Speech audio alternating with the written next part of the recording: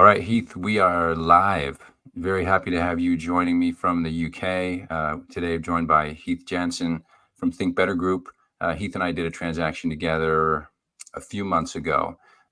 Heath, you have a very interesting business background as well as what you're building right now. So please give us an introduction to yourself and then to Think Better Group.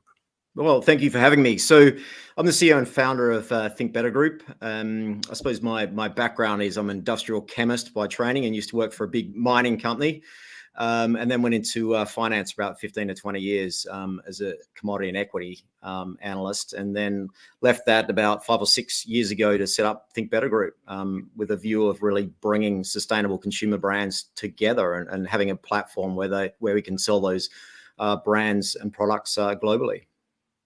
So describe some of the brands and products that you have brought under the Think Better Group hub. Yeah, so we basically sell third party and also have our own brands, and really we're sort of focused around sort of three segments, which is around care. So that includes nappies and diapers, as you call them in the US. It's feng care, it's cleaning products, really sort of for homeware, internal markets. The second one, we've got a big sort of drinks, water, coffee, hydration business. And the third one is really, lifestyle, outdoors, things like, wetsuits, camping equipment. And I think you could sort of look from a top level and go, oh, it looks like an eclectic bunch of businesses. But really what brings it together is we really target the millennial consumer base. That's who we sell to. And what we see is that millennial consumer base really, wants to consume products how they live, and really we tailor those products to that consumer base. And really we've got an overlay that all our products really either prevent or eliminate plastic usage. It's interesting. I remember you telling me a few months ago about wetsuits that you're making out of water bottles. Yeah, two things. One is we've got a big recycling facility that we use in the Philippines and Indonesia to actually collect plastic off beaches, and we incentivize the local communities to go out there and do that. And then we take that recycled plastic and turn them into other products. So one of them is wetsuits. So we use natural-based rubber, Ulex from plants, and also recycled plastic bottles into those. And we're looking at obviously lots of other products that we can basically, have through, recycled plastic. But having said that, we recognize that, it's very difficult to recycle plastic in most instances more than once and twice. It just degrades into microplastics. So really from a group level, it's all our products are really around prevention or elimination rather than about reuse, because there's just so much plastic in the world now. I think it's almost impossible for that to be recycled. That's fantastic. I didn't realize that you were incentivizing communities to participate in that as well. That's very interesting.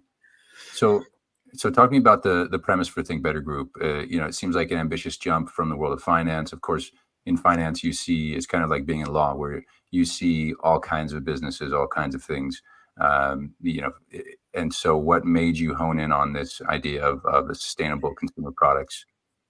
Yeah, it's a good question. I think if I put my finance hat on, I remember going into China in like the early 2000s, 2001, and going, oh my goodness, what's going on here? You're just sort of seeing that inflection point where they're going through US $2,000 to $3,000 per GDP per person, and that was the point where they're going to buy commodities. And I remember sort of saying, everyone just go buy everything that China's going to be buying. I feel like that commodity boom is clearly happened. And I think if you sort of sit here today and look at the world demographics, effectively the millennial and post-millennial consumer base will be 80% of the workforce in the next 5 to 10 years. They will be 80% of the disposable income that's out there. Also, you're seeing a massive intergeneration wealth transfer from the baby boomers or our parents' generations to those millennials. And I think more importantly, which I'm very optimistic about the world, is they will be hopefully 60 to 80% of the voter base in the next 5 to 10 years. So if you look at that, we're seeing a massive change in consumption behavior of those individuals. And secondly is I think you're going to see more government regulation as we see changes in politicians and the demographics of those politicians to actually put in proper regulations around climate and sustainability. So with my finance hat on, it was like, well, okay, well, let's just go and buy all the consumer businesses that I think the millennials are going to go and buy over the next 5 to 10 years and really bring those together as a platform. And I think if you look at a lot of those brands, all those challenger brands, they get to a certain size and they really struggle to grow beyond that point because I think they just lack that institutionalized sort of way of accounting, finance, operations, legal, as you know. So really we house that at the top co at Think Better Group, and also we house the capital up there. And then we work with the individual brands who really focus on their community, their brand, their product. And we bring that all together under Think Better Group, and it really works well where we can share best practices, we can go to market in different regions, and we can really leverage our infrastructure globally to either launch brands, grow brands, and really innovate with new products. Are you finding that these trends are consistent across countries? Is an Australian millennial similar to an Indonesian or a Chinese or European millennial? Are these generational trends, or are they more divisible by country as well? It's very, again, interesting question, because I think on the brand creation and development, the answer is no. I think what we saw, certainly from a very high level, the brands that we're looking at, a lot of them have been developed in Australia. A lot of them have been developed in Scandinavia.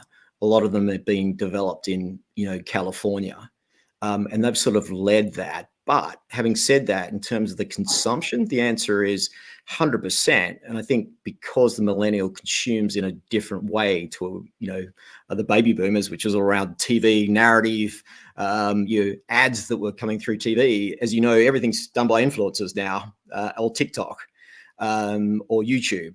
So effectively, that has changed that level of consumption in terms of the uptake. And I think, just to give you an example, maybe delving into that question a little bit further, I'd say what is more important, and we don't look at countries per se, we look at cities. So we started buying, we have a drinks business, we produce high-end coffee, and we really saw that come out of places like Melbourne, because there's an Italian influence there, and it really grew. And then I went to Sydney, and then for example, we started a coffee shop about 10 years ago in London, and we came out with a thing called a flat white, which no one had ever heard of. And then obviously that starts to migrate. So what we really see is, to answer your question more specifically, you see it more around cities. And effectively what is driving that is effectively that population bulge that I talked about, is that they want to basically go to the cafe, and that's how they interact with each other. And clearly that's over the last 5 years or so, certainly in the US, when I used to go there, you couldn't get a decent cup of coffee. I mean, you had Starbucks, but now I'm going there, and every city now is developing that specialty coffee hub, and that special coffee community has been led by the millennials. They have driven that. And that's what we're really seeing in terms of our products is it's sort of led very specifically by cities, and even delving further, because our products are generally higher price point products. We know down to certain postcodes. For example, we know private hospitals, and in this particular region, they can have certain kids, and therefore they're more likely, the mother, to buy our products on the back of it. So it's very about specific, targeting, cities. And so I think when people go, well, we're launching in the US, I'm like, good luck with that. As opposed to saying, we're launching in, LA, or we're launching in New York. And that's really how we assess the market. That's fascinating. So I know you're a big data guy, because you came out of the finance world. So you have your dashboard, you're looking at pricing. What are your top performing cities right now? And then after that, what are your top target cities that you're looking at for the next wave of business? Yeah, from a very high level, certainly in the US, if I pick that, I'd say that, well, what we're seeing is California is very, very strong. Texas is another. I mean, obviously, speaking as an Australian, that is very strong growth for our product, which, again, surprises me as a demographic of looking at that and why that would be the case in that market. Because naturally, I wouldn't think that they would be so progressed in that, but that's very encouraging. I'd say UK and Europe, particularly around London, Paris, these sorts of cities are still growing. We're still seeing 10 to 15% growth in our products in those regions, which again surprises me because we saw a massive demand uptick in COVID, but that hasn't abated, hasn't gone backwards. I'd say where we see most of our challenges is around the Asia Pacific region, particularly Australia, particularly places like Sydney and in Melbourne. Clearly they've had interrupted growth for 25, 30 years now. So, I think we're seeing certainly the implications and effects of higher interest rates coming through on that consumer base, and I think the general sort of slowdown in property in China has also impacted that. Yeah. So let's look at the next 3 to 5 years then. I love these questions. I like it when people ask me these questions because it makes me stretch pretty hard. Where do you see Think Better Group's business going in the next 3 to 5 years? Yeah, we're trying to build it certainly on the technology side. We've invested heavily in our tech platform. There's a lot of fantastic tech out there that we use as third party. But really where we saw the big gap in the market was back to these communities and how we sort of tackle that. Certainly from our customer base, we developed a system called Stock Share, which allows us to share inventory between any producer via Shopify. So we can share our inventory to anyone else. It means that they don't have to hold the inventory. And what it does is it cuts out one step of moving products around, so we can sell directly from our warehouse. And to give you an example, we have effectively like 2,000 retailers in the US. We've got 4,000 retailers in Europe, and we can launch a product instantaneously to their websites, within an hour. Wow. So what it does is allows us to put up, products. It means that they can trial products, especially high price point products, because they don't have to, warehouse. They don't have to buy it. Mm-hmm. They can just put it straight up on their Shopify website. Someone buys it, we give them a commission, and we dispatch from our warehouse. So that really has made a big change because what it does is effectively get eyeballs on sustainable products, and it really limits the working capital, because what you're effectively saying to these retailers is you don't have to stock any inventory. You take absolutely no risk. All you have to do is put this product up. And also what it allows us to do then is to trial and seed other products and see how they go and look to see whether we want to buy them or not. So I'd say that's the big one. And then I think secondly, back to what we began with in terms of plastic, we really want to sort of impact that. And we're sort of, working around plastic collection, creating tokens and credits around that side of it, with a view that not only we can offset the plastic that we have to use, but also a view that, we think that it's going to be very difficult for a lot of these major companies to pivot their manufacturing certainly away from China and pivot away from using plastic. So we do think a bit like the Tesla effect, where governments will put in quotas, put in taxation on plastic, which has already happened. And therefore we can really capitalize on that. Similar to the carbon market where I came from 20 years ago. It's the same methodology, and really building the blockchain, the validation on that, and really integrating those two together. So consumers can get full transparency about, as I said, that wetsuit, and buy the wetsuit and actually see the guy that's picked up the plastic on the beaches, in Indonesia or the Philippines. Right. And that I think has a real sort of impact, and that's where technology is really good. That's all pretty easy to do. Sounds brilliant. So last question, because we've just got a minute left. What are you doing with AI in your business model right now? How's it changing, or how do you project that it will change your business model?